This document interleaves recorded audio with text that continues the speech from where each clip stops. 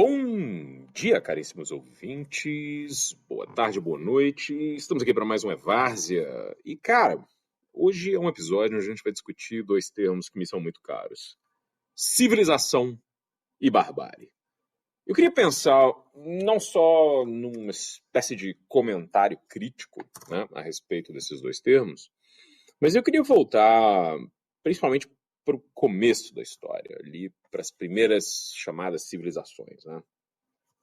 Eu adoro, cara, ficar lendo sobre as civilizações da Mesopotâmia e no Vale do Indus, porque é algo que a gente nunca estuda na escola no Brasil e é um tema absolutamente interessante, né?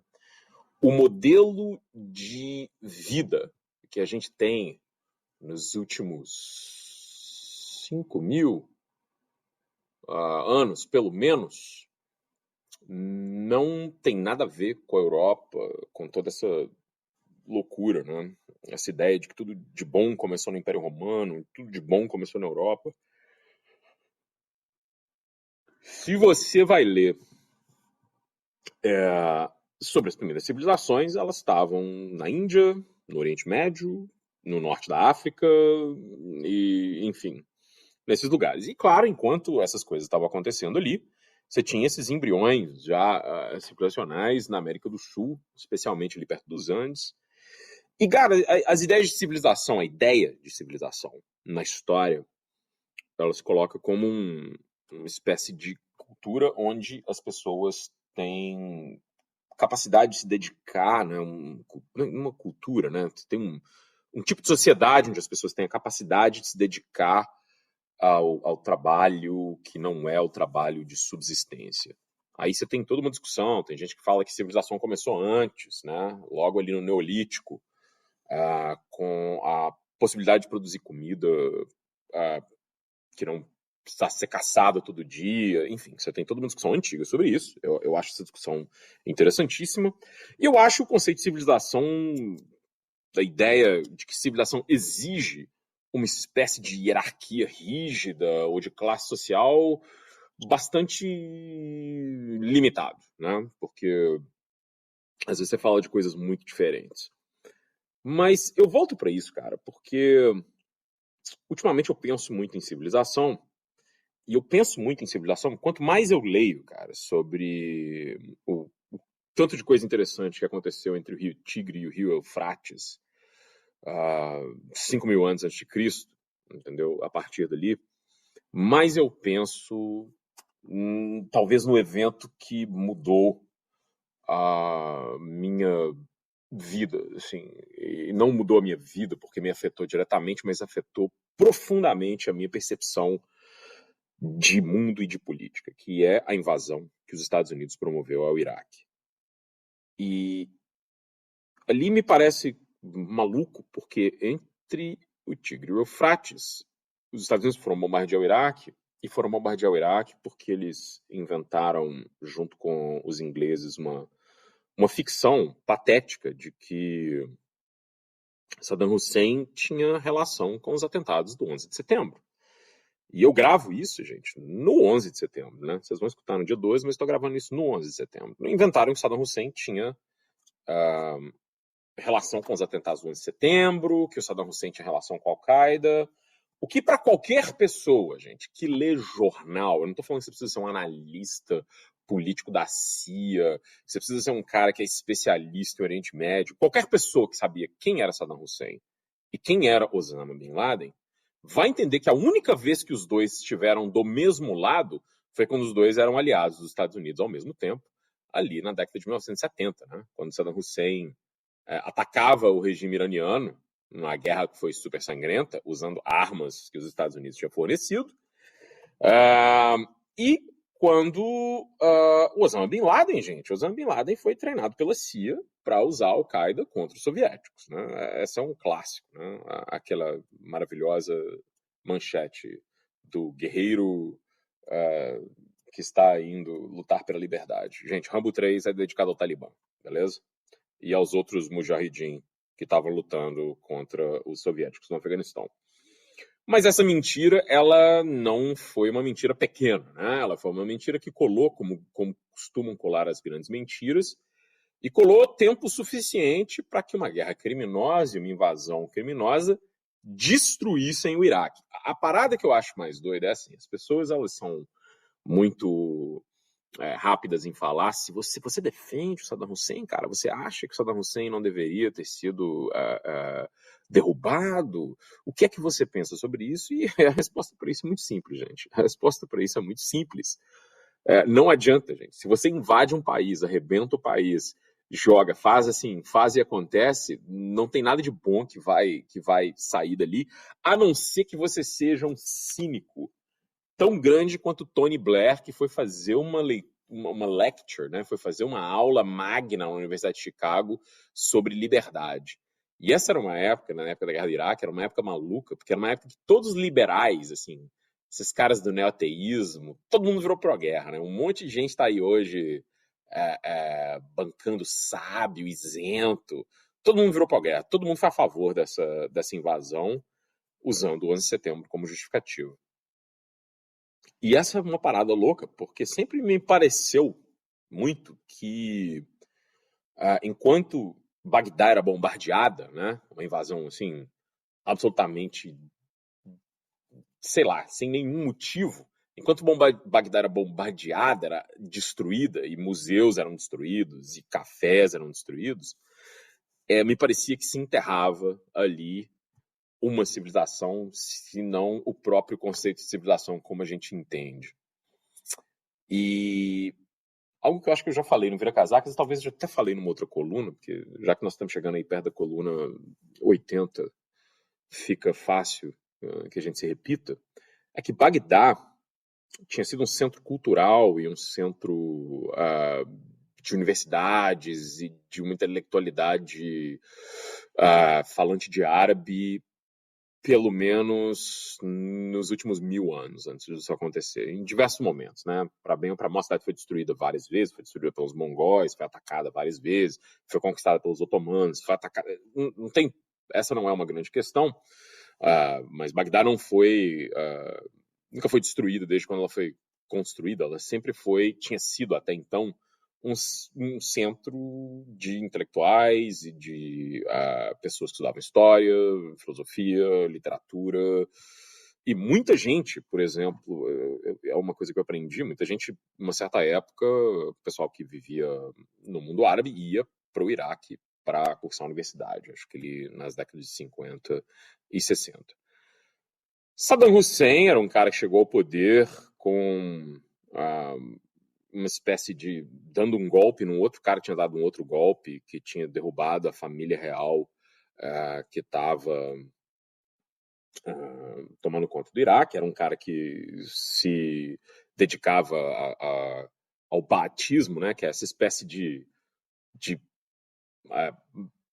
socialismo. Eles chamam isso de um socialismo de características árabes, mas é uma coisa mais ou menos, é uma espécie de keynesianismo, sei lá, de tentar fazer algum tipo de estado de bem-estar social.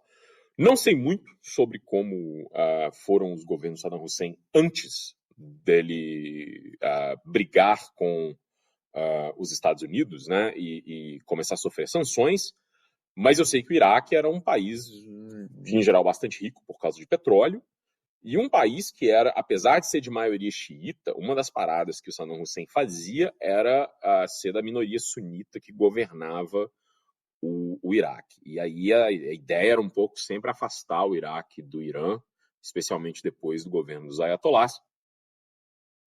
E os Estados Unidos gostava bastante de Saddam Hussein por causa disso, né? Eu acho que quem nunca escutou, quem só sabe inglês pode escutar o podcast Blowback sobre as mentiras que foram contadas para justificar a invasão do Iraque e podem aprender bastante sobre as relações entre Saddam Hussein e a família Bush, que ainda tem essa aí, que a outra família Bush era amiga do Osama Bin Laden e também era amiga do Saddam Hussein, gente. Bom, mas então, se acaba ali, né, um pedaço do que a gente chama de civilização, e eu acho que para quem era do mundo árabe nessa época, essa guerra é um negócio assim inexplicável, né? A invasão dos Estados Unidos ao Iraque é um negócio inexplicável. e que vai meio que se repetindo, né?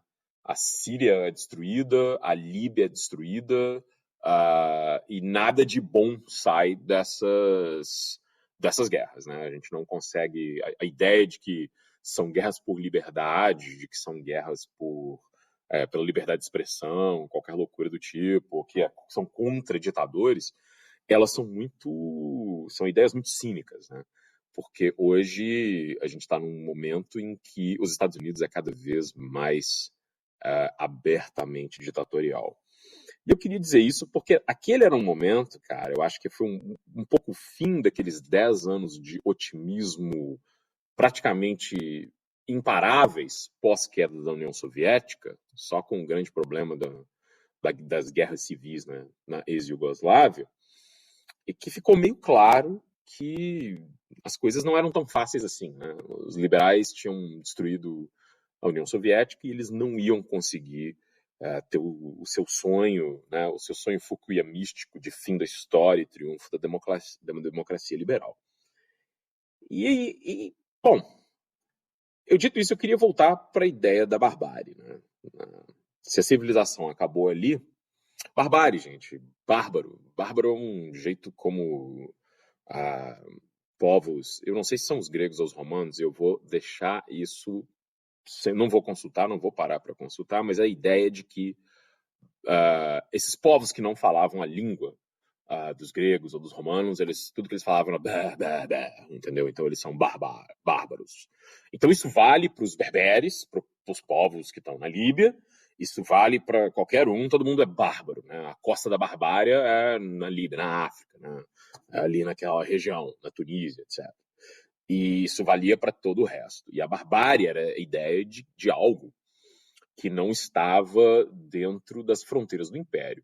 Mas, curiosamente, gente, os romanos não consideravam os persas civilizados, de várias maneiras. Os persas eram bárbaros, cara. Os partas eram bárbaros. Outros povos que tinham civilização, talvez eu acho que os romanos não consideravam os egípcios como bárbaros, porque eles tinham um certo apreço, né, pelo que os egípcios tinham sido antigamente, e porque os romanos dependiam, meus amigos, do trigo do Egito para alimentar o seu império. Sem o trigo do Egito, Roma passava fome.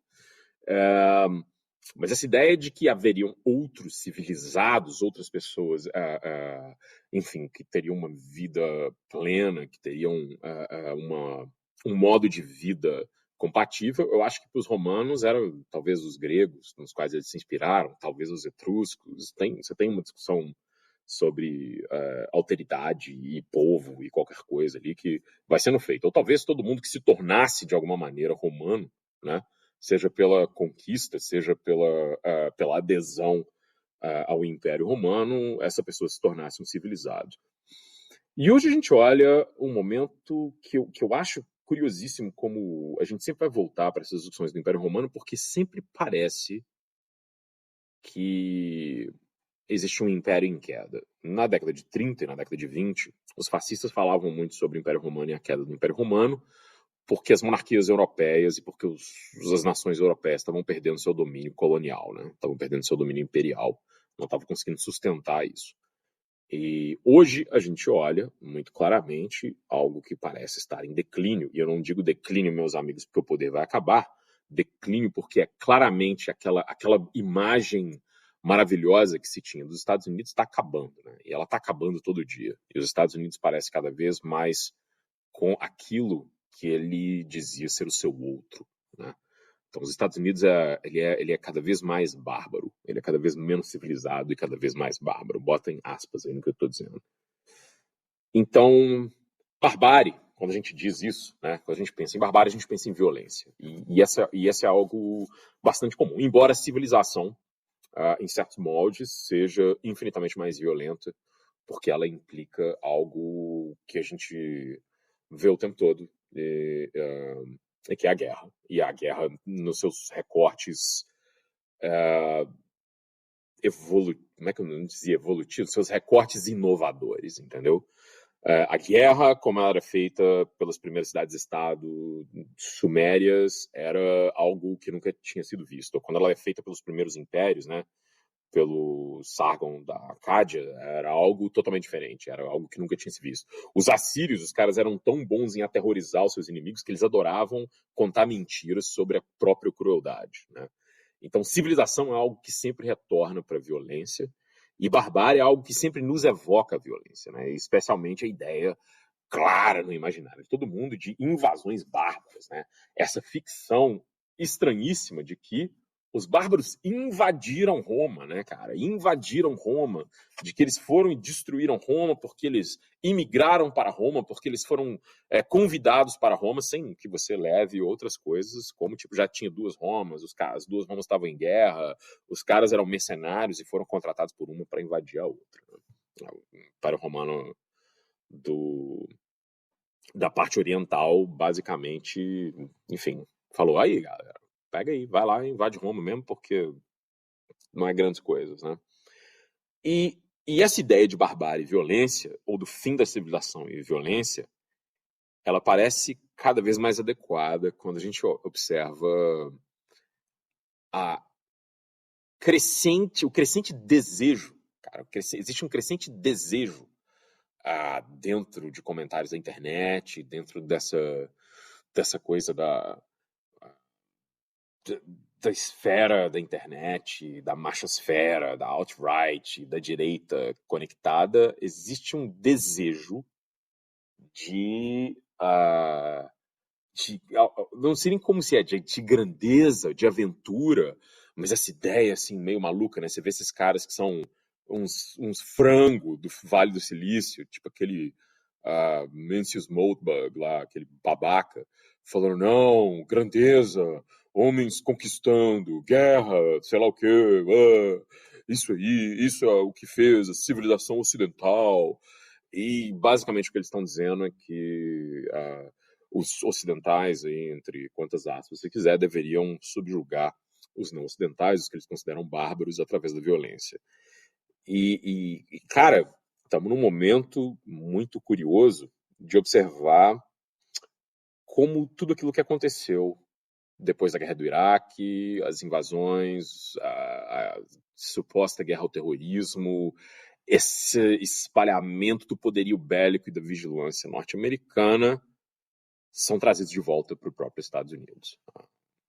Eu passei muito tempo discutindo sobre como os republicanos são hoje herdeiros dos confederados, sobre como os republicanos não têm nenhum interesse em manter os Estados Unidos com nem a própria imagem de uma democracia. Eles mesmos falam que os Estados Unidos não deveria e não poderia ser democrático.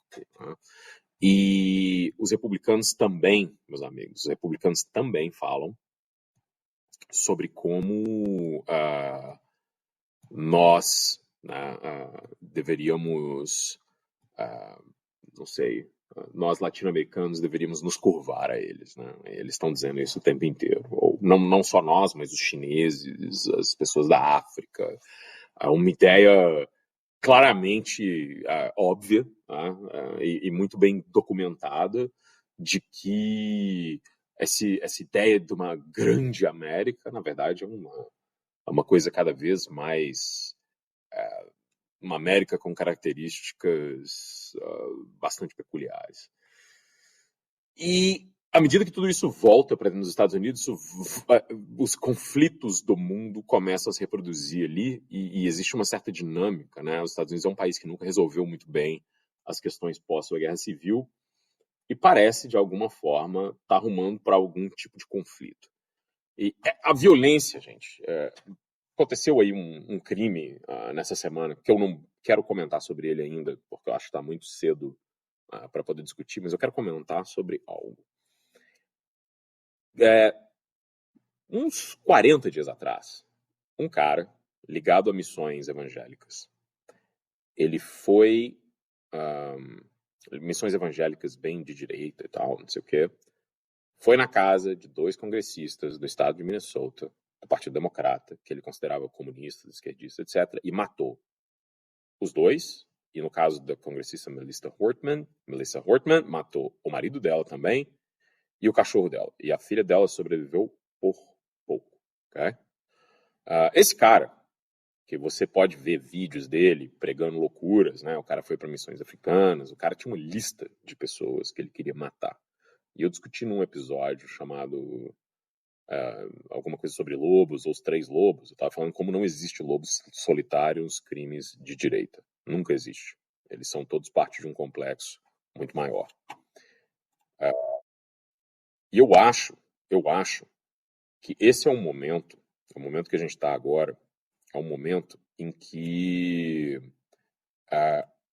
esse tipo de violência política parece pequena perto do que o próprio establishment político dos Estados Unidos faz. Eu não estou falando só sobre Gaza, porque essa é uma coisa que eu acho que é um outro fim da civilização, claro e óbvio para a gente poder ver, né? E eu acho que vai ser o que vai marcar muita gente dessa geração que está aí agora, como a invasão no Iraque me marcou para sempre, sacou? Mas eu acho que é curioso você ser um cidadão dos Estados Unidos e abrir as notícias ou abrir as redes sociais e ver que o seu presidente está te ameaçando todos os dias. Eu não estou falando porque você é imigrante, não. O presidente está dizendo que ele vai pegar os militares e ir para a sua cidade e você vai entender lá por que ele nomeou o Departamento de Defesa, Departamento da Guerra. Essa é uma retórica que ela é tão violenta, cara, ela é tão absurda, ela é tão demente, que não tem como, num momento desse, né, as pessoas estarem falando de violência política sem discutir o impacto, tamanho das coisas que o presidente dos Estados Unidos faz. E isso a gente volta para algo importantíssimo, que aconteceu essa semana, que foi a condenação de Jair Bolsonaro. Jair Bolsonaro é um cara que fez isso todos os dias. Jair Bolsonaro ameaçou metade do Brasil desde o dia que ele começou a campanha até o dia que ele ganhou. Desde antes dele ser candidato a presidente, é um cara que já falava isso. Quero uma ditadura, quero matar sei lá quantos mil, vocês outros aí vão para a ponta da praia, vocês vão não sei o quê. E nós continuamos numa espécie de universo paralelo, onde os caras de direita, eles são inimputáveis, eles não precisam ser responsabilizados por nada. É como se eles fossem crianças. Ninguém, num momento em que um crime político acontece nos Estados Unidos, tanto quando esse cara matou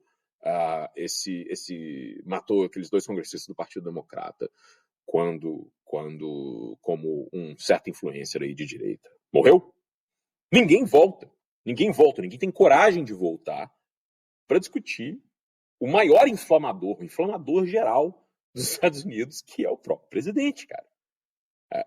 Isso assim, não existe isso de é só um meme, ou você pode fazer isso. Não, cara, você é o presidente do país. Você está dizendo que você vai invadir um lugar que só tem bandido lá e que você vai fazer essas pessoas entenderem o que é guerra. Existe algum tipo de coisa que a gente não se entende aí? É como o que o Bolsonaro dizia, como o Witzel dizia, que o negócio era você tem que pegar um helicóptero, pegar uma metralhadora e metralhar a favela, cara.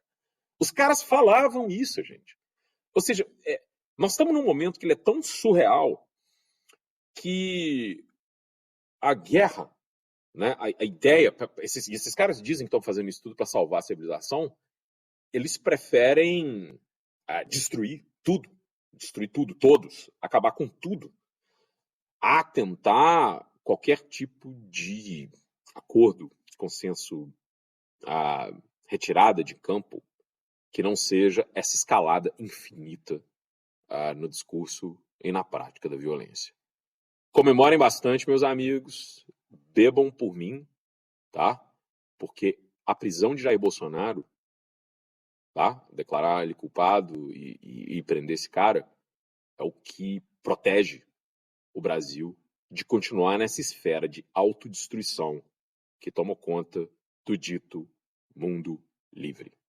Um abração para vocês, desculpa aí pela coluna maluca, onde se começa por A e termina em Z, mas é isso que a gente tem para essa semana. Até a semana que vem. Um abraço.